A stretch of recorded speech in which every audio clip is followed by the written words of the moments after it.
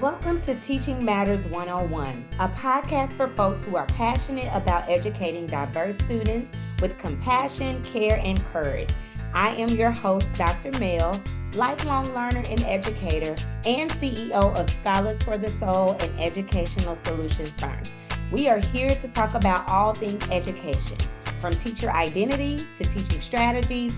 We unpack it all and invite you to join us on this journey of discussing teaching matters that impact education and make real teaching matter. Let's start the show. So we are in episode 3. Welcome. Thank you for coming back. If this is your first time, welcome, Soul Scholar. I am so happy to have you in the place to be as we are discussing this episode, which is entitled, Who Told You Teachers Are Superheroes? Where did this lie begin? We're going to unpack this because a lot of times our teachers are given this name, this title, this badge of honor that is supposed to make us feel great about the work that we do. But in actuality, it encapsulates and it advocates for this spirit of stigmatized martyrdom, where we are to be martyrs in the field of education. And that is something that is stigmatized because that's not what we want. We don't want to be martyrs for the sake of doing it for the kids, right? How many of you have heard that phrase over and over again? Just stay late after school for the kids. Just take on another task that you're not being compensated for the kids. Just sponsor this club or this trip without compensation or proper support for the kids. What is happening in education that we think that teachers need to be superheroes? But I thought about it as I was thinking about this show, and this isn't in my notes, but it was something that made perfect sense to me.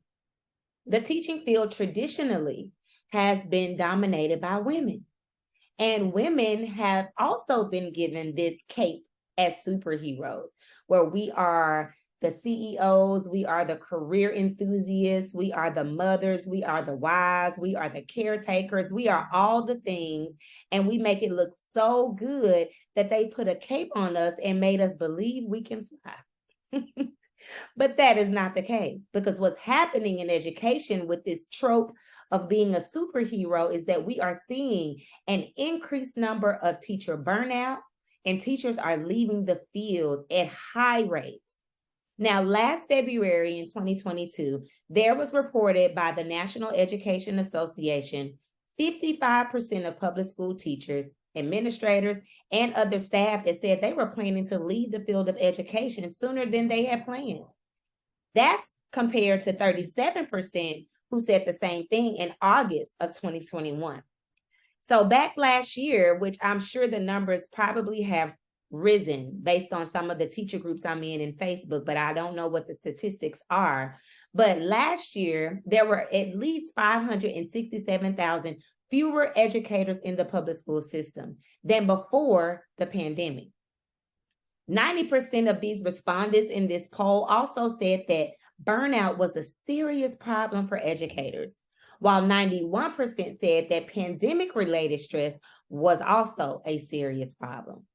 And so in the work that I do, when I go into schools and I'm trying to help teachers to understand what it means to have the mindset of a culturally responsive educator, what your practices look like both personally and professionally, I really work to emphasize the combination or the natural relationship between personal and professional goals, pursuits, and practices. What do you mean? I mean that as a culturally responsive educator, what you do in the classroom, how you show up in front of your students is a direct reflection of how you show up for yourself in your own soul plus self-care practice. Soul care is tapping into your mind, your heart, your will, your determination, your emotions, all the things within your soul. And self-care is doing the external work, like saying, enacting boundaries or taking a day off work for just a mental health day to rest, or going somewhere in nature and enjoying the outside and refueling yourself externally so that your physical person can be intact. So I encourage educators to engage in a steady, ongoing, well-rounded soul plus self-care practice. This is important because if not, you will see yourself be a part of the number that is burnt out, the number that doesn't want to come back to the classroom, even though you know this is your career's purpose, even though you know this is what you're called to do. And let me tell you from experience, I experienced burnout. I was newly married. I had a brand new baby. I was going through a master's program, and I was teaching in Memphis, Tennessee, in a very, very challenging situations. It was high poverty. A lot of my students were facing a lot of trauma, and inequities in education for my Black students were just everywhere. It was just spilling problematic from point A to point Z. But I was burnt out. I was bringing home paperwork, barely grading it, but bringing it home to think and persuade myself that I would do it. And even when I did try to do it, I wouldn't get it all done. Why? Because I was exhausted. I had worked all day long on managing the classroom, engaging students, trying to get students to believe in themselves, engaging in data meeting after data meeting, engaging in professional development, running a majorette team, leading a girl empowerment group. Like, I was trying to do all the things because I was doing it for the kids. I was trying to do all the things because I had a heart, and I still have a heart, to want to serve our youth and really shine the light on their greatness so they can see how amazing and how dope they are. But that caused me to burn out because I didn't have any type of other supports in place to mitigate the stress of taking on too much. So I'm going to talk about some reasons why teachers should not be deemed superheroes, but why this happens sometimes, and why teachers really are not superheroes, but they are just humans who are teaching their soul out, right? So what happens a lot of times as I'm going into schools, I always make it a priority to talk to the teachers I am leading in a professional development series. Number one, I don't do one and done professional development. As a culturally responsive educator and advocate for this work, I know that it cannot be accomplished by doing a 90-minute, 1 hour, even a 2-hour workshop. There takes an intensive commitment to being culturally responsive, because there is going to be a lot of work that you as the educator has to do in order to really grapple with your identity as an educator, who you are, how you show up, what ways of being fuel your belief system, which in turn fuel and enact certain behaviors that are either positively or negatively impacting your students. So there's a lot of unpacking biases. There's a lot of confronting commonalities and traditional schooling practices. And when I say schooling, I mean practices that advocate or enforce complicitness when you see harmful behavior, that enforce compliance and control and conformity. That's what I mean by schooling: compliance, control, and conformity. And because those types of practices are so deeply entrenched in our nation's education system, from pre-undergrad teacher prep programs to even those that come into schools and do teacher professional development sessions, to the way we're evaluated on classroom management and the language that's used around classroom management and student engagement and what good teaching actually looks like. Excuse me, y'all. Then there is this complicitness and this moving towards schooling versus educating. So when you think about those things, what you have to realize is that you will be continuously and ongoing, excuse me, for those who are watching this live, I'm having a little trouble with my mic, but I'm getting it together, so y'all bear with me. That's just the kind of things that happen. But anyway, if it falls, it just falls. Hopefully it still picks it up. I think y'all can still hear me pretty well. We're just going to leave it like that for today. But the problem is that working within those schooling concepts of compliance and control and conformity, what happens is that takes a toll on our students because they don't like to be controlled.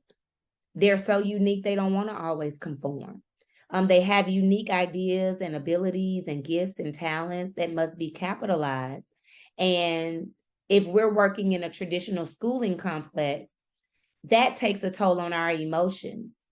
And then we begin to engage with our students in a way that's more confrontational because we're trying to get them to be people that we want them to be instead of empowering them with the tools to be who they are in a way that serves their best selves, that loves themselves fully, and that enacts love throughout the environment that they're in. So this lack of emotional support tends to come up for our teachers because there are so many things on their plate. Just like, for example, we have social emotional learning. Because there is a misunderstanding, and I'm going to do a podcast episode on the misunderstandings of social emotional learning.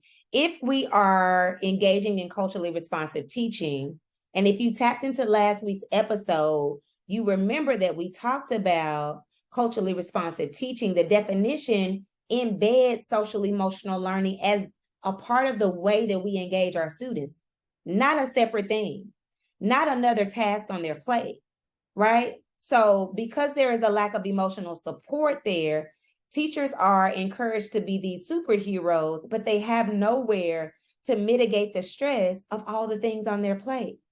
There is very little being done to provide assistance when needed.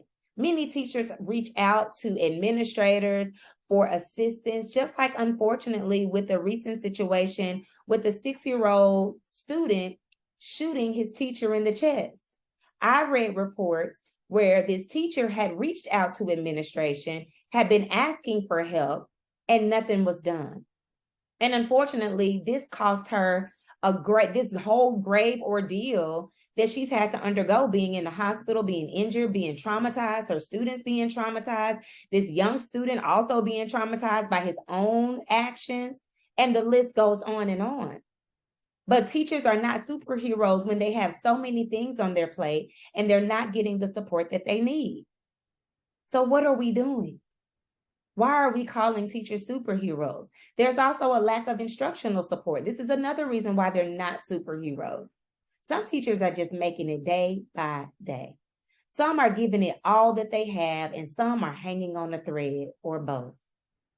But remember, if we're talking about what it means to be a good teacher, we're talking about last week's definition. And again, if you missed episode number 2, are you talking or are you teaching? Right? Go back, because we talked about this definition, and I'll repeat the definition of what good teaching really is. It's the process of attending to people's needs, experiences, and feelings, and intervening so that they can learn particular things and go beyond the given, right? We can only cultivate the seed of genius that's already within every last one of our kids, but we can't make them sprout and grow. We cultivate the soil, we provide the light, we give them the food, and then they take it in and they grow beyond the context of the classroom, beyond the constraints of the school building, even beyond their own communities, right? But with good teaching, there has to be sound instructional support. What I am seeing, the more I go into these schools to partner with, because I can't save the day, I can only partner with teachers and administrators and instructional coaches and curriculum designers and those who are over curriculum and over providing academic support.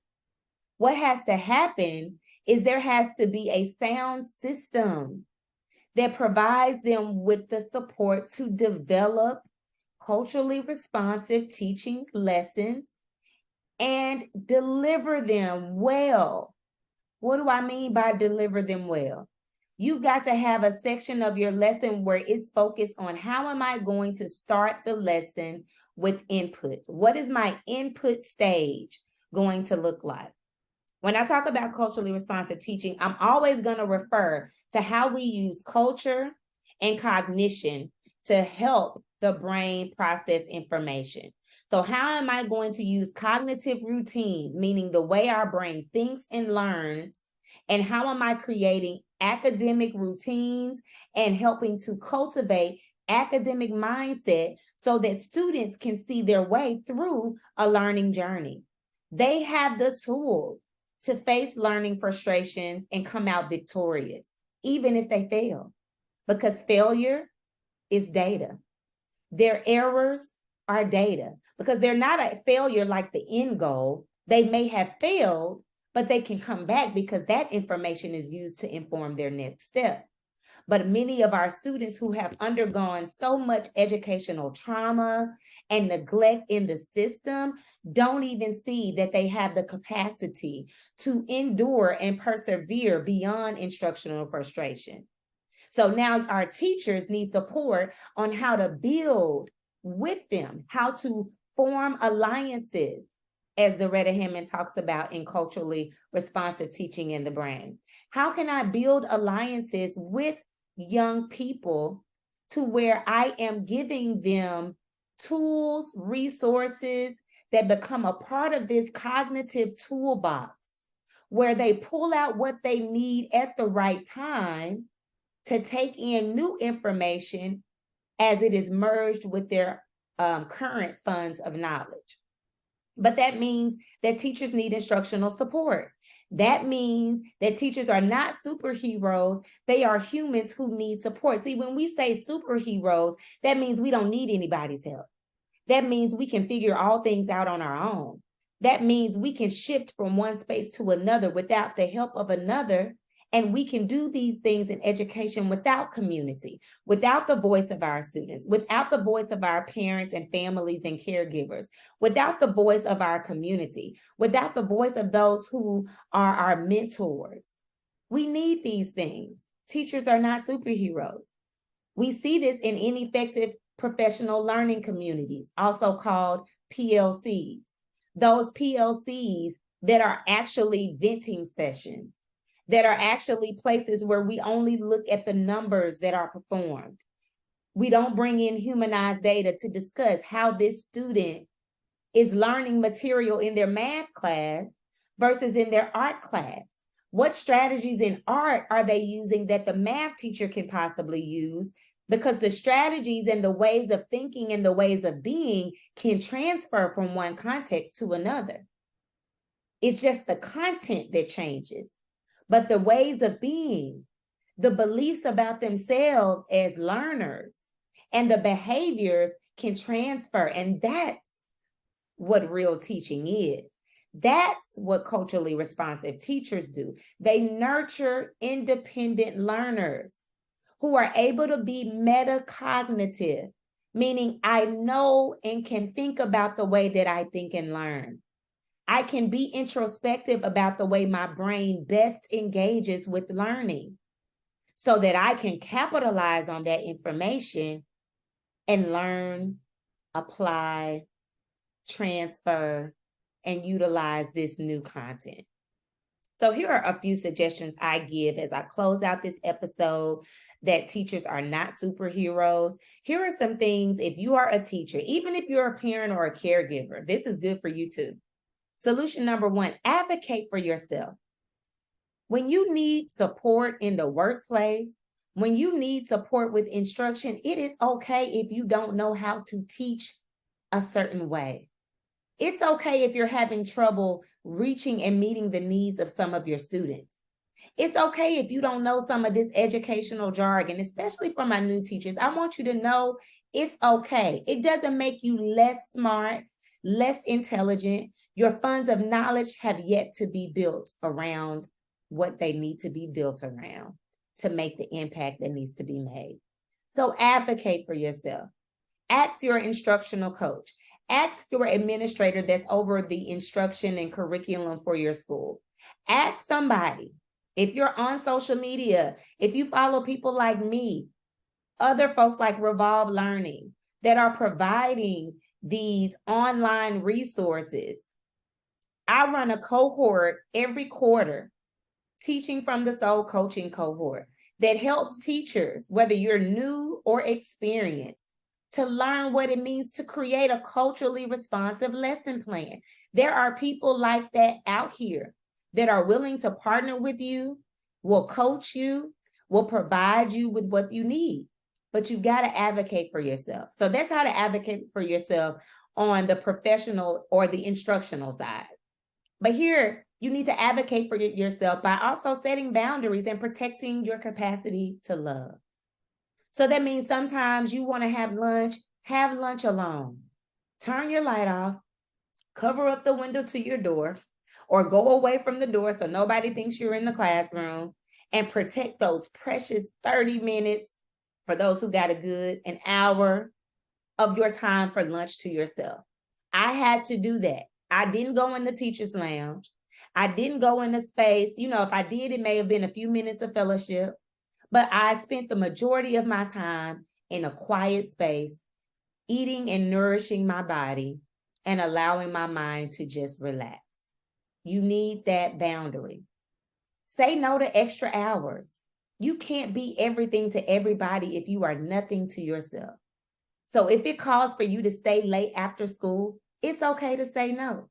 Say no to extra commitments. If you know that taking on this new club, taking on this new responsibility is going to take too many days out of the week where you are consistently behind with your normal work tasks, you are not able to engage with your family as you want, and you're always tired because you've always got something extra to do, say no. And even if you feel guilty, stick to your no until the guilt goes away, because you have to serve you first. And I'm not saying you can't do things to help out and be a team player, but you got to know yourself, and you got to know what days have I first set up for me. What days are my self-care days? What days are the days where I do nothing but come home and lay on the couch and enjoy being lazy? What days am I able to leave work on time and take my kids to the park and enjoy nature? What are those days? And after I've planned those days, at least 1 or 2 per week, then I can look at my schedule to see what days I have left over. And then I can make a choice from that vantage point. Say no to working from home consistently. It's not a badge of honor to always bring home all of this work. I saw a recent reel on Instagram of a teacher who was videoing her husband, who was helping her hole punch, put together packets, grade papers, put together little packages for the parties, doing all of these things. And I thought that was very loving of the husband to be in such partnership with his wife. But I thought also how sad it was that this teacher felt it necessary to bring home all of these things just to get her job done. That means there needs to be advocacy for your time to be protected while you're in the workplace, so that you can get those things done while you're at school. So you can have support. There should be teacher assistants there to help, because the work that she was doing was not directly related to instruction. A teacher's assistant could have came in and helped with that. Volunteers possibly could have came in and helped with that. I don't know her situation personally, so I can't speak definitively, but I say to you all, say no to some things, and then support each other and spread the wealth. When you see each other going down the rabbit hole of endless work, mindless tasks, and just doing the things, saying yes to be pleasing to your boss, or to be pleasing to your administrators, or to fulfill whatever void it is that's inside of us that wants to be needed, that enjoys people counting on us. Do some self-examination. Stop saying yes to everything. That is all that we have today for episode 3. Who told you teachers are superheroes? And if you're being a superhero and that cape is getting a little heavy, it's time to stop. Think a little bit, maybe get in some therapy or have a therapeutic conversation with someone and really examine and analyze why you feel the need to be that superhero. Thank you for listening to episode 3 of the Teaching Matters podcast, a brave space to discuss teaching matters through the belief that good, soulful teaching really does matter. Thanks for listening. Tune in each week for the latest on teaching matters that make real teaching matter. Don't forget to subscribe, hit the notification bell, share, like, leave a review, all the things to support this podcast. Till next time.